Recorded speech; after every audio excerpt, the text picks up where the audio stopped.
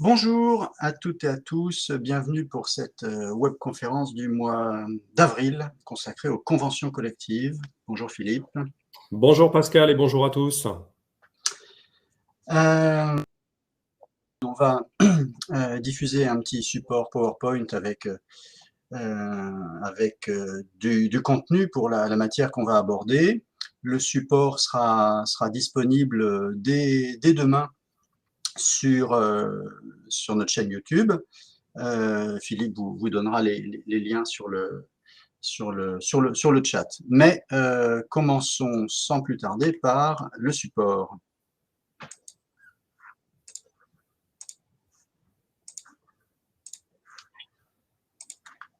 Alors, est-ce qu'on est bon? Oui, c'est bon Pascal, on peut y aller. Allez, c'est parfait. Donc, on vous propose là sur cette demi-heure qui est devant nous de faire un point sur les conventions collectives. On pourrait dire euh, revoyons les fondamentaux. Alors justement, en parlant de fondamentaux, on va commencer par les fondamentaux de manière à bien comprendre le fonctionnement d'une convention collective et notamment son évolution. Et puis dans un deuxième temps, on fera un petit panorama des conventions collectives qui existent dans le spectacle, que ce soit le spectacle vivant, bien sûr, ou le spectacle enregistré. On fera un petit point notamment sur la protection sociale complémentaire, c'est-à-dire quelles sont les conventions collectives qui ont des régimes de prévoyance ou de santé conventionnels. Alors, commençons par quelques rappels. Euh, Première étape, une définition. Qu'est-ce qu'une convention collective? Une convention collective, c'est un contrat qui est rédigé entre les partenaires sociaux, qui est conclu entre les partenaires sociaux, c'est-à-dire les organisations patronales et les organisations salariales, qui vont être représentatives au sein d'un secteur d'activité. Convention, c'est synonyme de contrat, hein, c'est-à-dire qu'il y a deux parties qui se mettent d'accord. La particularité, c'est le côté collectif, c'est-à-dire que ce contrat, cette convention, va s'appliquer à un ensemble d'entreprises et à leurs salariés. C'est ça l'originalité de la convention.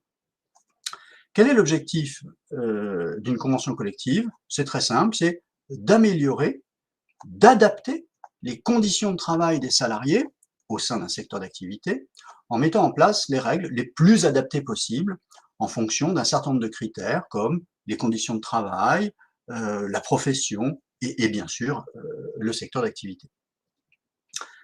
Troisième rappel, l'application de la convention collective.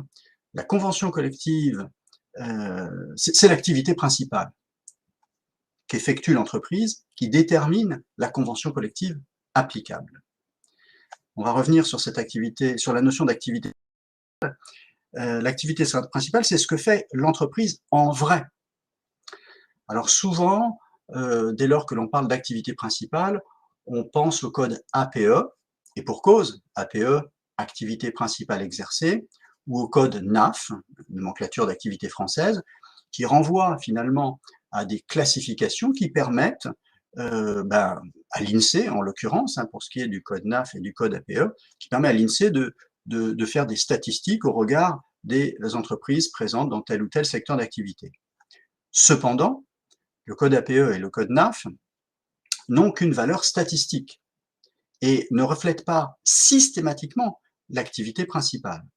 En ce sens, il arrive parfois qu'une entreprise ait tel code NAF qui renvoie d'un point de vue administratif à tel secteur d'activité, mais que dans les faits, elle ait une activité principale qui ne soit pas celle identifiée par le code NAF et qu'elle applique une convention collective, du coup, différente de la convention collective rattachée, si vous voulez, à tel ou tel code NAF.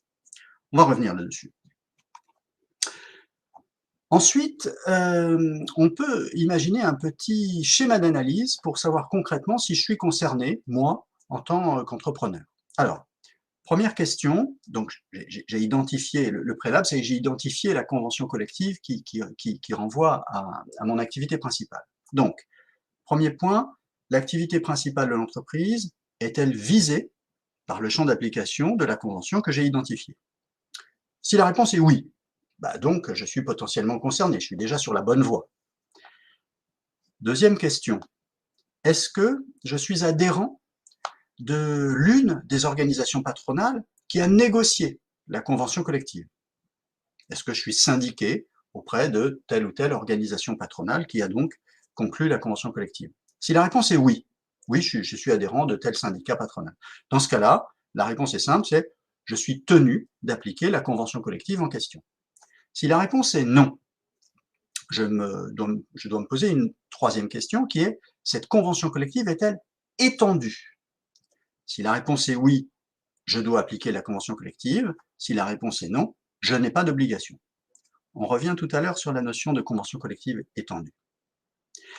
Mais si on revient à la première question, l'activité principale de l'entreprise est-elle visée par le champ d'application de la convention? Si la réponse est non, eh bien, je dois sans doute chercher dans un autre champ conventionnel. Je dois retrouver une convention collective autre. Alors là-dessus, il y a deux choses.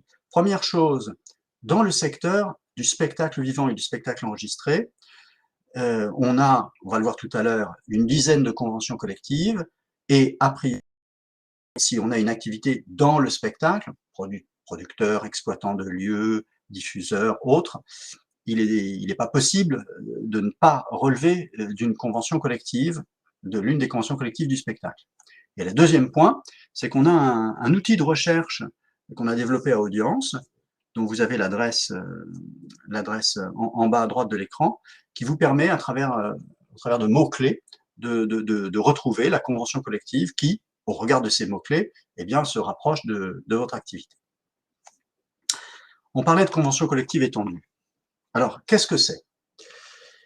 Pour bien comprendre, il faut revenir sur les étapes de la négociation d'une convention collective. Première étape, les partenaires sociaux, donc les syndicats d'employeurs et les syndicats de salariés, discutent, négocient la convention. Une fois qu'ils se mettent d'accord, la convention collective est signée par les différentes parties en présence. À partir de ce moment-là, on l'a dit tout à l'heure, elle s'applique automatiquement à toutes les entreprises qui sont adhérentes de l'une des organisations patronales signataires. Ok, simple. Deuxième étape. Les partenaires sociaux, au moment où ils ont rédigé la convention collective, ont la possibilité de demander l'extension de cette convention. Qu'est-ce que ça veut dire, demander l'extension de la convention? C'est-à-dire de solliciter les services du ministère du Travail pour qu'un décret, qu'un arrêté rende obligatoire l'application de cette convention collective à toutes les entreprises qui entrent dans son champ d'application, y compris les entreprises qui ne sont pas adhérentes de l'une ou de l'autre organisation patronale signataire. Pour ce faire, eh bien, c'est souvent à la fin de la convention collective, dans le dernier article, qu'il spécifie cette volonté de demander au ministère du Travail de rendre obligatoire l'application de cette convention collective. Par exemple, on a pris comme exemple une rédaction tout à fait classique. Le dernier article de la Convention peut être rédigé ainsi: entrée en vigueur et dépôt. Les parties, c'est-à-dire les organisations patronales et syndicales qui ont négocié la Convention, conviennent que le présent accord sera applicable aux membres adhérents des organisations patronales signataires à compter de telle date. Il est convenu que les syndicats signataires demandent l'extension du présent accord, conformément aux dispositions du Code du travail. L'accord sera porté à l'extension par la partie la plus diligente, c'est-à-dire soit l'organisation patronale, soit l'organisation salariale. Et qu'est-ce qui se passe après? Eh bien, lorsque l'arrêté d'extension est publié au journal officiel, eh bien, dans ce cas-là, la convention s'applique obligatoirement à toutes les entreprises couvertes par son champ d'application, donc y compris les entreprises qui ne sont pas adhérentes à un syndicat patronal. Voilà ce que c'est que la convention collective étendue. Mais il faut aller un petit peu plus loin, parce que ce mécanisme de l'extension d'une convention collective est quelque chose de récurrent. Je m'explique. Une convention collective, donc la négociation autour de sujets particuliers qui visent finalement le droit du travail de salariés dans une entreprise, dans un secteur d'activité, une convention collective, ça évolue régulièrement. Soit parce que les partenaires sociaux ont décidé de travailler sur l'adaptation de la Convention aux évolutions réglementaires, l'amélioration de certaines dispositions, soit de manière obligatoire, parce que certains sujets, de par la loi, doivent être négociés régulièrement. On appelle ça les NAO, les négociations annuelles obligatoires. Ces sujets doivent être négociés. Les sujets qui doivent être négociés régulièrement sont les salaires, l'égalité professionnelle homme-femme, les conditions de travail, la GPEC, la gestion prévisionnelle de l'emploi et des compétences. Ce sont des sujets qui doivent être mis sur le tapis de la négociation à des fréquences régulières. Après, la négociation aboutit à un accord ou pas, mais il doit y avoir une négociation. Et donc, il y a toujours le même mécanisme. Dès lors que les parties se sont mis d'accord sur telle ou telle évolution de la convention collective, il y a un avenant qui est conclu. Cet avenant s'applique automatiquement aux entreprises adhérentes, bien sûr, et il y a, la plupart du temps, une demande d'extension qui est faite, donc selon le process que l'on a vu tout à l'heure, et donc dès lors que l'avenant de la convention collective a été étendu, eh bien, son contenu sera obligatoirement applicable à toutes les entreprises comprises dans le champ d'application. Voilà donc le mécanisme d'une convention collective, qui est donc un mécanisme récurrent tout au long de la vie de la convention. On peut maintenant faire ce petit exercice de questions fréquentes, les questions fréquentes que l'on peut se poser en tant qu'entreprise au regard de la question des conventions collectives. Première question, est-ce que les conventions collectives sont référencées de manière particulière? Réponse oui, elles ont un nom et un numéro. C'est un numéro d'identification, on l'appelle l'IDCC, identification de la convention collective. Où est-ce qu'on peut lire les conventions collectives? Deux endroits principaux. Sur le site de l'administration, legifrance.gouv.fr, mais aussi sur les sites internet de certains syndicats, que ce soit les syndicats patronaux ou les syndicats de salariés. Est-il obligatoire d'appliquer une convention collective? Alors, ça renvoie à ce que l'on évoquait tout à l'heure sur l'extension des conventions collectives. Réponse, oui, c'est obligatoire d'appliquer une convention collective dès lors que l'activité principale entre dans le champ d'application d'une convention et que celle-ci a été étendue. On rappelle ce qu'est une convention collective étendue, c'est une convention qui a été rendue d'application obligatoire suite à la parution d'un arrêté d'extension. Quels sont les différents types d'accords collectifs? Les partenaires sociaux peuvent négocier des accords collectifs à différents niveaux. Au niveau national, on appelle ça un accord national interprofessionnel. Au niveau de la branche, au niveau du secteur d'activité, c'est l'accord de branche, c'est la convention collective. Mais il est aussi possible de négocier au sein de l'entreprise, voire au sein de l'entreprise, voire au sein d'un établissement. On parle alors d'un accord d'entreprise ou d'un accord d'établissement. On continue dans nos questions fréquentes. Est-ce que l'on peut appliquer plusieurs conventions collectives? Réponse en deux temps. Premier temps, en principe, non. C'est l'activité principale de la convention qui détermine, c'est l'activité principale de l'entreprise, pardon, qui détermine la convention collective applicable. Il y a cependant deux exceptions. La première exception, qui est une exception qui est issue de la jurisprudence, qui est si jamais l'entreprise a un établissement qui est géographiquement distinct du premier et avec du personnel dédié, et donc avec une activité différente, dans ce cas-là, il est possible d'appliquer deux conventions collectives. Et la deuxième exception, qui est prévue par les textes, c'est lorsque les deux conventions collectives qui renvoient donc à deux secteurs d'activité ont des clauses de réciprocité. Une clause de réciprocité, c'est une disposition qui permet d'appliquer une autre convention collective. Pour que une clause de réciprocité soit effective, pour qu'elle puisse être appliquée, eh bien, il faut effectivement qu'il y ait réciprocité. C'est-à-dire il faut que dans la convention collective A, il y ait un renvoi vers la convention collective B, disons, et que dans la convention collective B, il y ait bien le renvoi en mode miroir vers la convention collective A. est-ce que dans le spectacle, il y a des conventions collectives qui ont des clauses de réciprocité? Réponse, oui.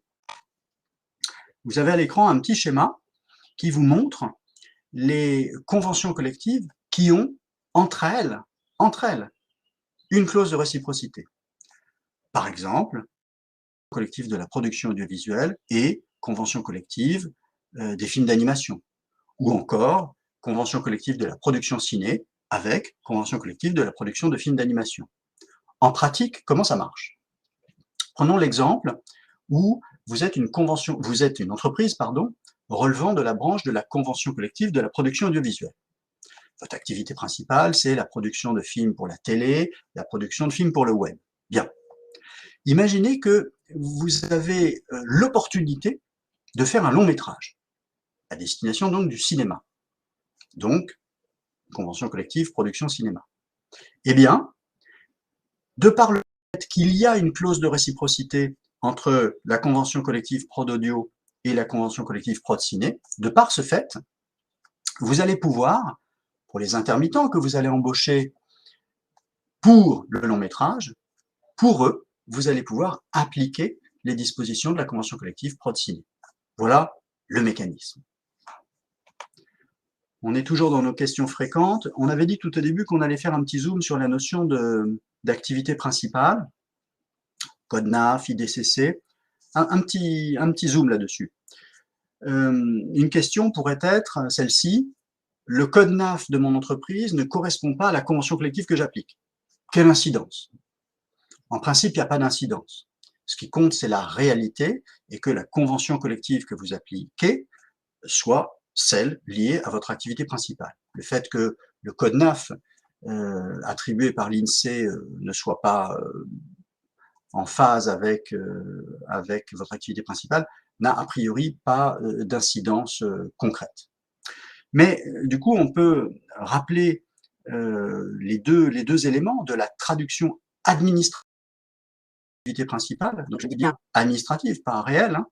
Le code NAF, on rappelle que c'est un code qui est attribué par l'INSEE en fonction des informations qu'a données l'entreprise au moment de sa création. Le NAF, nomenclature d'activité française, est censé correspondre à l'activité principale.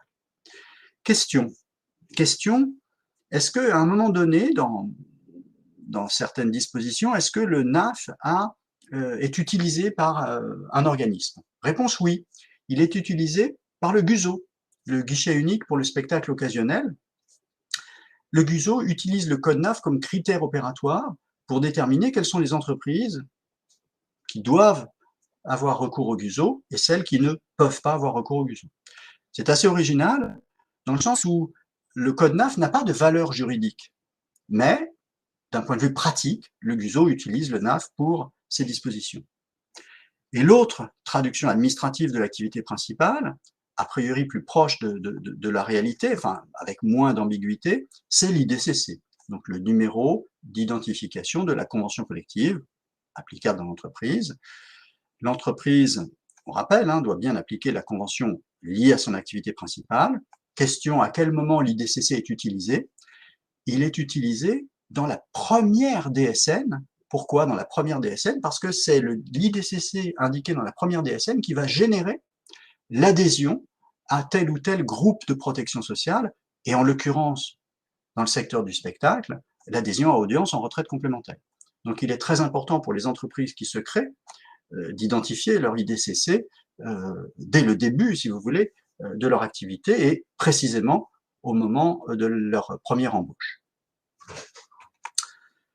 On termine dans les questions fréquentes. Est-ce qu'on peut changer de convention collective? Quelle est la procédure? Alors, ce n'est pas une démarche neutre, le fait de changer une convention collective. Ça ne peut s'imaginer que si l'activité change durablement, déjà. Bon. Ensuite, il y a une procédure, un process de ce qu'on appelle une remise en cause, une mise en cause de la convention collective. Il y a un process prévu par le Code du travail avec les étapes que vous avez à l'écran. Encore une fois, c'est quelque chose qui n'est pas neutre, dans le sens où la convention collective appliquée à ce jour peut générer évidemment un certain nombre d'avantages pour les salariés. La remise en cause est un sujet important. Bien. Voilà, on a terminé notre première partie sur les fondamentaux. Je vous propose maintenant de basculer sur, eh bien, précisément les conventions collectives que l'on rencontre dans notre secteur d'activité. Alors, je vous propose deux vignettes. La première vignette, c'est celle que vous avez à l'écran avec les conventions collectives dans le spectacle vivant. Et celle qui arrivera juste après, c'est un panorama des conventions collectives dans le spectacle enregistré. Le spectacle vivant, on rappelle la définition du spectacle vivant, c'est une œuvre de l'esprit présentée devant un public par un artiste du spectacle présent physiquement qui perçoit une rémunération. On tire cette définition de la loi, qui est dans le Code du travail, au regard de la réglementation sur l'organisation des spectacles vivants. Bien. On a 3 conventions collectives qui ont, d'une manière ou d'une autre, des liens avec le spectacle vivant. Alors, les deux principales, que l'on connaît, c'est la convention collective des entreprises artistiques et culturelles et la convention collective du secteur privé du spectacle vivant. Le point commun de ces deux conventions collectives, c'est qu'elles visent des entreprises qui ont pour activité l'exploitation de lieux de spectacle vivants, aménagés pour des représentations publiques, ou encore la production de spectacles vivants ou de tournées, ou encore la diffusion de spectacles. Ça, c'est le point commun. Alors, on pourrait se dire, quelle est la différence? Eh oui, la différence, elle est précisément dans les rapports que vont avoir les entreprises avec les pouvoirs publics. Et pour préciser ce point, eh bien, on se réfère au champ d'application de la Convention collective des entreprises artistiques et culturelles, IDCC 1285 pour les intimes. Que nous dit le champ d'application de cette convention collective?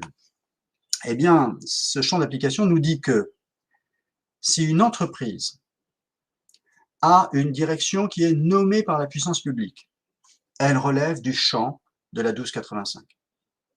Si une entreprise a, au sein de son conseil d'administration, un représentant de la puissance publique, elle relève de la convention collective 1285.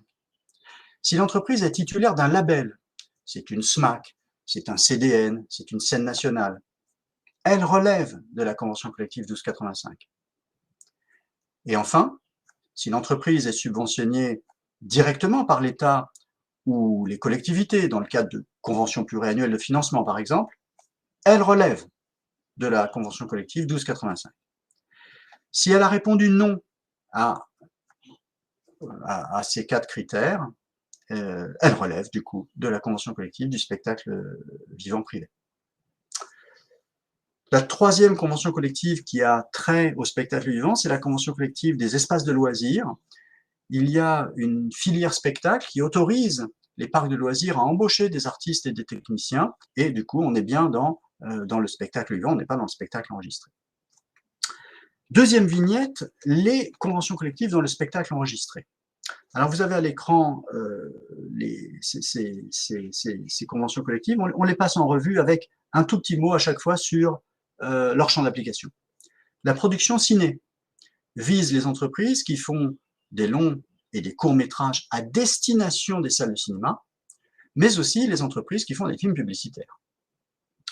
La production de films d'animation, ce sont les longs et courts-métrages de films d'animation.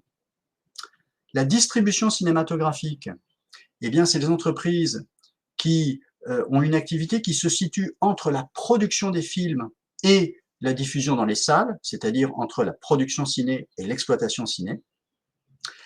L'exploitation ciné, ce sont les salles de cinéma. Le champ de la production audiovisuelle, ce sont les films et vidéos qui sont produits pour la télévision, pour le web, mais aussi les entreprises qui font des films d'entreprise, les films corporate. L'édition phonographique vise la production et la distribution d'enregistrements musicaux. La radiodiffusion, ce sont les chaînes de radio. Et les chaînes thématiques, ce sont les chaînes de TV qui sont spécialisées, c'est-à-dire hors chaîne historique. Sur ce point des chaînes thématiques, il faut savoir que dans le cadre de la restructuration des branches professionnelles, eh bien, il y a une nouvelle convention collective qui a vu le jour l'an dernier et pour laquelle on attend l'arrêté d'extension, qui est la convention collective de la télédiffusion, qui va regrouper, si vous voulez, l'ensemble des chaînes de télévision. Et on a une dernière convention collective très importante, parce qu'on la retrouve finalement dans tous les champs du spectacle, c'est la convention collective des prestataires techniques. Son nom précis est la convention collective des entreprises techniques au service de la création de l'événement, qui a une particularité, parce que lorsque l'on crée une entreprise avec pour finalité la prestation technique dans le spectacle, eh bien, on va relever de l'une position, c'est-à-dire soit on a une activité qui va être orientée vers le spectacle vivant et l'événementiel, soit on a une activité de prestataire technique dans le secteur de l'audiovisuel. Voilà. On a fait le tour d'horizon là des conventions collectives qu'on retrouve dans nos secteurs. On termine avec quelques mots sur l'une des dispositions que l'on peut trouver dans les conventions collectives, c'est la protection sociale complémentaire. On commence par un petit rappel avant de faire le panorama de chacune des conventions. Lorsque je crée mon entreprise, parmi toutes les questions que j'ai à me poser sur l'aspect social, il y en a deux qui concernent la protection sociale complémentaire. Première question, est-ce que la convention collective que j'applique contient un régime de prévoyance, c'est-à-dire des obligations que je vais devoir respecter en termes de prévoyance. C'est-à-dire, est-ce que j'ai l'obligation de souscrire un contrat qui a telle ou telle particularité, telle ou telle disposition? Si la réponse est oui, ben, je dois souscrire un contrat conforme à ce régime. Si la réponse est non, en matière de prévoyance au sens risque lourd, je n'ai qu'une seule obligation, avoir souscrit un contrat spécifique pour les salariés cadres, un contrat qui contient des garanties en cas de décès. La deuxième question que je me pose, c'est un peu sur le même raisonnement. Hein. La convention collective que j'applique contient-elle un régime frais de soins de santé? C'est-à-dire, est-ce que j'ai l'obligation de souscrire un contrat avec des dispositions particulières au titre d'une complémentaire santé? Même réponse. Si la réponse est oui, ben je m'efforce de souscrire le contrat, un contrat qui soit conforme à ce que m'impose la convention collective. Si la réponse est non, je n'ai qu'une seule obligation, avoir souscrit un contrat dit panier de soins, parce que vous le savez, depuis 2016, les entreprises ont l'obligation de couvrir par un contrat collectif et obligatoire leurs salariés au titre des frais de soins de santé. Et donc ce contrat doit au minimum prévoir des garanties de ce qu'on appelle le panier de soins, c'est-à-dire des remboursements minimum. Voilà le petit rappel. Et donc, pour terminer, dans toutes les branches que l'on a vues, quelles sont les branches pour lesquelles il y a des obligations conventionnelles en matière de prévoyance et de santé? Eh bien, vous avez à l'écran le panorama où l'on voit que, à part la convention collective de la production cinéma, toutes les autres conventions collectives ont des dispositions, soit en prévoyance, soit en santé, soit les deux. On rappelle évidemment le numéro de téléphone pour avoir les précisions sur ces contrats, le 173, 173, 737, et le site internet pour identifier précisément les accords conventionnels branche par branche. Voilà le tour d'horizon que l'on pouvait faire. Avant de passer au chat et de passer la parole à Philippe, on se donne rendez-vous le 19 mai, donc le mois prochain, alors avec un horaire un peu particulier, on se verra l'après-midi, où l'on fera un topo avec le responsable du conseil retraite en entreprise à audience, un topo à destination des chefs d'entreprise. On fera un topo sur les droits à retraite du chef d'entreprise, retraite de base, retraite complémentaire, chef d'entreprise s'entendant comme gérant d'une société, pourquoi pas président d'une association ou encore directeur salarié. On fera le tour de cette question qui reviendra peut-être sur le tapis dans quelques mois à la suite de l'élection présidentielle. Voilà, on bascule sur le chat. Oui, Pascal, j'ai mis quelques questions en favori qui regroupent un même thème, une question récurrente entre le lien entre convention collective et subvention, et surtout le montant de la subvention, c'est-à-dire est-ce que quelle convention collective j'applique à partir du moment où j'ai 1 euro de subvention, ou est-ce que j'applique une telle convention collective si c'est une subvention sur des projets spécifiques? Voilà, les questions que j'ai mis en favori regroupent essentiellement ce thème. Ouais. Alors sur ce point-là, donc on est du côté du spectacle vivant et on est sur la question, est-ce que je dois appliquer la 12,85 ou la 30,90? Bien. Classique, hein, cette question sur les subventions. Il n'y a pas dans le texte, il n'y a pas un niveau minimum de subvention. Moi, je dirais plutôt, pour répondre à cette question, que la question à se poser finalement, c'est est-ce que mon entreprise a pour vocation à être subventionnée? Si la réponse est oui, a priori, je relève plutôt de la convention collective des entreprises artistiques et culturelles. Si la réponse est non, je relève plutôt de la convention collective du secteur privé du spectacle vivant. Donc on n'est pas sur des questions a priori tellement quantitatives, mais plus sur la finalité.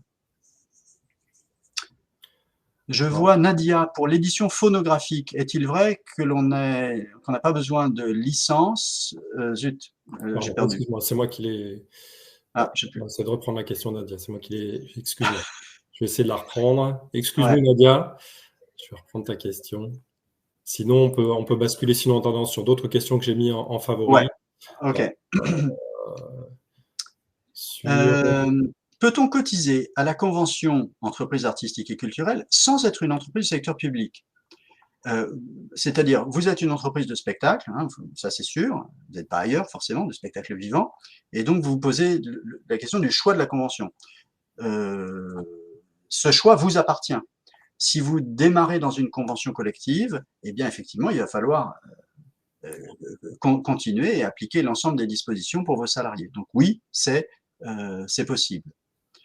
Vous n'en changez, hein, que si votre activité principale ou les conditions d'exercice de votre activité changent de manière durable. Ah, donc la question de Nadia. Pour l'édition phonographique, est-il vrai qu'on n'a ni besoin de la licence, ni de la certification sociale, ni du label? Alors, une entreprise d'édition phonographique, a priori, ne fait pas de spectacle vivant, donc elle n'a pas besoin de détenir une licence. Vous savez que ça ne s'appelle plus comme ça, mais bref. En ce qui concerne la certification sociale et le label, ce sont des dispositions qui concernent les entreprises techniques au service de la création de l'événement, les entreprises prestataires techniques. Donc, une entreprise qui relève de la convention collective de l'édition phono n'a pas à demander ni la certification sociale, ni le label. Hop. Véronique, si la compagnie est subventionnée par les collectivités, mais elle ne répond pas aux autres critères, elle ne dépend pas de l'IDCC 1285. Alors, premier point. Les 4 critères que l'on a vus tout à l'heure, donc issus de l'article du champ d'application de la convention collective EAC, vous savez, est-ce que vous avez des liens avec les pouvoirs publics? Est-ce qu'au sein de votre conseil d'administration, il y a un représentant de la puissance publique, etc. Les 4 critères sont indépendants les uns des autres. Il suffit de répondre à un des critères pour relever de la convention collective des entreprises artistiques et culturelles. Il n'est pas nécessaire, il n'est pas obligé de répondre aux 4 critères. Voilà. Quelles sont les conséquences si on s'est trompé de convention collective? Les conséquences, c'est si jamais vous appliquez, si jamais la convention collective que vous appliquez est moins favorable pour les salariés à la convention collective que vous devriez appliquer, il y a effectivement potentiellement un risque en cas de contrôle de l'inspection du travail, mais plus pratiquement un risque en cas de prud'homme. La question d'Esmira, il y a 2 questions dans le thème qu'elle aborde, mais il y a un thème qui revient régulièrement, c'est la notion de changement de convention collective. On l'a abordé, mais peut-on changer de convention? Dans quel cas et comment? Quels sont les impacts en cas de changement de convention? Alors, effectivement, dans la vignette de tout à l'heure, je l'évoquais rapidement. Donc, il y a un process pour changer de convention collective, c'est possible, mais il y a deux petits warnings. Le premier, c'est que on ne change pas de convention collective comme de chemise, si je puis dire. Il faut que l'activité change de manière durable. C'est-à-dire, OK, on n'est plus dans ce secteur, on est dans un autre secteur. Et voilà. Et le deuxième point d'attention, c'est que pour les salariés que vous aviez avec donc la convention collective que vous appliquez maintenant, il va falloir voir les incidences sur l'application d'une autre convention collective. Peut-être que sur certains points, par exemple les dispositions en matière de protection sociale complémentaire, eh bien, sont moins avantageux. Donc là, il va y avoir toute une articulation avec, du coup, pour les salariés qui étaient là avant, le respect d'un certain nombre de points acquis. On a la question de Karine ensuite. Alors, pour la frais de soins de santé, le panier de soins ne concerne que la CCN du spectacle. Ah oui, non, non, non. Dans le cadre de la généralisation santé, hein, c'est l'obligation qu'ont les entreprises de souscrire un contrat collectif et obligatoire pour leurs salariés, communément appelé mutuel, sauf que le mutuel n'est pas un terme adapté. Le principe, c'est que le contrat que l'entreprise souscrit doit au minimum être conforme au panier de soins. C'est le minimum, on ne peut pas faire moins. Donc la plupart du temps, quand il y a un régime de frais de soins de santé qui est prévu par la convention, donc un régime conventionnel, ben, la plupart du temps, ce régime prévoit des dispositions plus avantageuses que le simple panier de soins. Je vois. Question de Jean-Noël. Oui.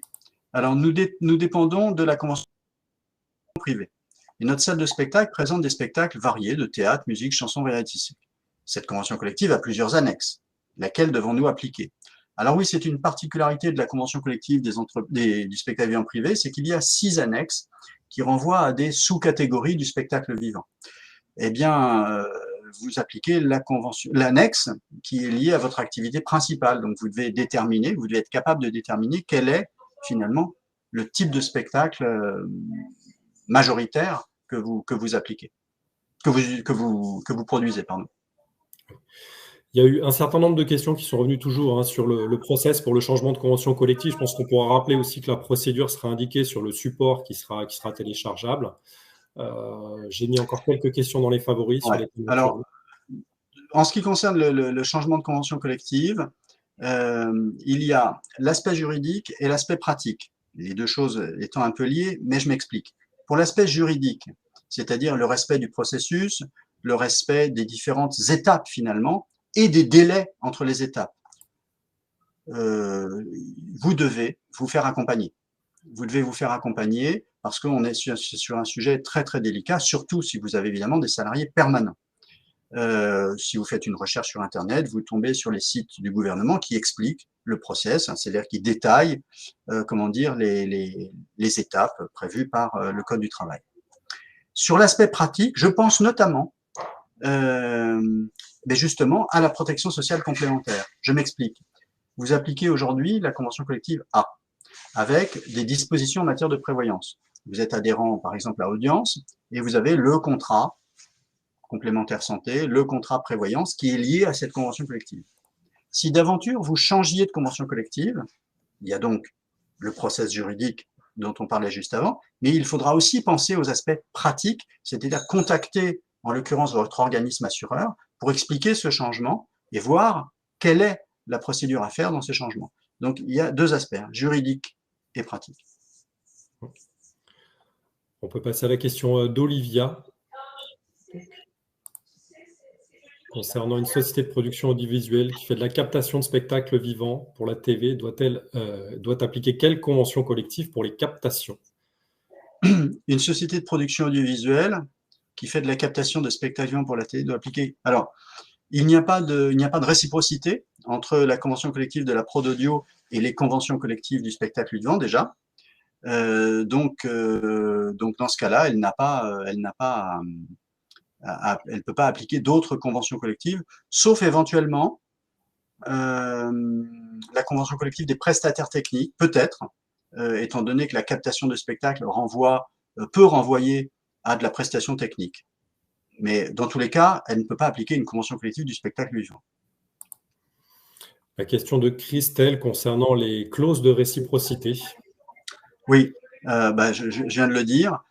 Il n'y a pas de clause de réciprocité entre les conventions collectives et les conventions collectives du spectacle vivant, et notamment la 3090. Ce qui est là où ça peut être un peu trompeur, c'est que quelquefois, je crois que c'est notamment le cas dans la convention collective prod audio, on a une clause de renvoi vers les conventions collectives du spectacle vivant, mais il n'y a pas la réciprocité. C'est-à-dire que les conventions collectives du spectacle vivant, que ce soit la 1285 ou la 3090, n'ont pas de clause de renvoi vers aucune autre convention collective. Donc, quand on est 3090, on ne peut appliquer que la 3090. Une question de Fabienne aussi concernant le lien avec les licences de spectacle, les intermittents évidemment, et la convention HCR, et la notion d'application de double convention collective. HCR, c'est la convention collective hôtel, café, restaurant. Donc, je lis la question de Fabienne. Nous avons les licences de spectacle et on engage des intermittents. Cependant, on applique la convention collective hôtel, café, restaurant car on est un tiers-lieu. Pour moi, dit-elle, hein, on doit appliquer deux conventions collectives, l'une pour les intermittents et hôtel, café, restaurant pour les autres salariés. Sommes-nous corrects? Alors, je pense... Alors, il y a deux choses. Normalement, une convention collective hôtel, café, restaurant ne fait pas partie des conventions collectives qui autorisent l'embauche des intermittents, dans le sens où, normalement, vous n'avez pas un IDCC qui vous permet de vous affilier à Pôle emploi spectacle ni à Audience, sauf cas particulier. Donc, dans ce cas-là, il me semble que pour vos intermittents, vous devriez faire appel au GUSO, et quand on fait appel au GUSO, il est dit dans les textes que l'on doit appliquer les minima de salaire de soit la convention collective EAC, soit la convention collective SVP. Cependant, je pense que si, Fabienne, vous posez la question, c'est que vous devez sans doute être immatriculé à Pôle emploi spectacle et peut-être à Audience. Dans ce cas-là, on est sur une situation un peu particulière parce que votre activité principale, donc a priori hôtel, café, restaurant, je ne sais pas si c'est la réalité ou pas, mais c'est ce que vous indiquez, il n'est pas prévu d'appliquer une autre convention collective, notamment pour les intermittents. Une question de Jacqueline concernant en fait le lien et la priorité entre le règlement intérieur et ce qui prime sur la convention collective. Alors, je ne sais pas ce qu'on entend par prime exactement. On est sur deux choses, bon, un peu différentes. Hein. La convention collective, elle s'applique donc aux entreprises qui sont d'un secteur d'activité particulier, et effectivement, elle va fixer les règles, adapter les règles du droit du travail au secteur. Bien. Un règlement intérieur, qu'est-ce qu'il peut dire? Le règlement intérieur, il est sur l'aspect, justement, l'aspect pratique au sein de l'entreprise. Il va fixer ce qu'on peut faire, ce qu'on ne peut pas faire. Il va fixer les sanctions et l'échelle des sanctions. Voilà. Je vois pas en quoi il pourrait y avoir d'opposition, si vous voulez, de dispositions qui viendraient à l'encontre de ce que dirait une convention collective. Donc, peut-être que Jacqueline fait référence à ce qu'on appelle la hiérarchie des normes. Et dans ce cas-là, effectivement, la logique voudrait que le règlement intérieur, si jamais il dit certaines choses, aille plus en faveur que la convention collective. C'est tout du moins la logique historique de la hiérarchie des normes. J'ai mis une autre question aussi en favori. Après, on pourra peut-être faire un point rapidement sur les sondages que l'on a fait. La question de Fanny, qui rejoint aussi un petit peu des thèmes qu'on a déjà un petit peu abordés concernant en fait le passage d'une convention collective et surtout d'une annexe à une autre. Ah oui, alors quand on parle des annexes, donc on revient toujours sur la convention collective 3090, donc spectacle vivant privé. A priori, on applique une annexe. On est toujours sur cette notion d'activité principale, si vous voulez. Hein. C'est ça qu'il faut identifier. Donc a priori, sauf avis contraire de, par exemple, la commission paritaire d'interprétation de la convention collective, je ne pense pas qu'on puisse naviguer d'une annexe à l'autre. Mais ça mériterait de poser la question. Vous savez, au sein des conventions collectives, il y a une commission d'interprétation qui est là justement pour préciser des questions un peu pointues. Voilà, on peut tout à fait les solliciter. Hein, si vous allez sur si vous retrouvez la convention collective, vous avez l'adresse de la commission paritaire d'interprétation. Un petit point aussi rapide sur les sondages que l'on a fait, et merci aux Ah, participants d'y avoir participé. Et rapidement, on voit que 90% des entreprises connaissent leur convention collective, mhm. et que en ce qui concerne celle qui est appliquée dans l'entreprise, c'est majoritairement donc la convention collective EAC. Oui, ouais, d'accord. Ah oui, donc ça renvoie un petit peu donc à notre public de ce jour, d'accord. Donc le spectacle vivant est majoritaire, On peut avec rappeler les aussi prestataires techniques aussi. On peut rappeler aussi que pour ceux qui ont une incertitude, il y a les outils que tu as présentés, outils de recherche des conventions collectives. Le lien sera le support et j'ai remis le lien dans le chat. Et Ouais, le lien aussi avec Légifrance pour être sûr de la convention collective. D'accord. Je retourne un peu sur le chat. Je vois une dernière question. Karine, avec un code APE 9002Z, quelle convention appliquer pour une agence événementielle? Alors, le code NAF, bon, c'est OK, très bien. On a vu que ça pouvait être pas forcément en phase avec l'activité RAID. L'agence événementielle, vous faites quoi? Vous faites quoi? Il faut que vous détailler ce que vous faites exactement. Et ensuite, vous allez voir dans le champ d'application du spectacle vivant, si vous avez une activité est-ce que vous produisez des spectacles? Est-ce que vous exploitez un lieu destiné à accueillir du spectacle? Est-ce que vous diffusez des spectacles? Si la réponse est oui, bah, vous êtes là-dedans. Si la réponse est non, bah, il faut chercher un autre application. Est-ce que vous embauchez des intermittents du spectacle? Ça, c'est un sujet aussi. Parce que il est clair que si vous embauchez des artistes et des techniciens intermittents, eh bien, si vous n'appliquez pas une convention collective du spectacle, du coup, vous, d'un point de vue administratif, vous ne pouvez pas les embaucher pour des raisons pratiques. Donc, c'est des sujets, en fait, qu'il faut prendre en compte. Je crois qu'on a fait le tour un petit peu des OK, questions.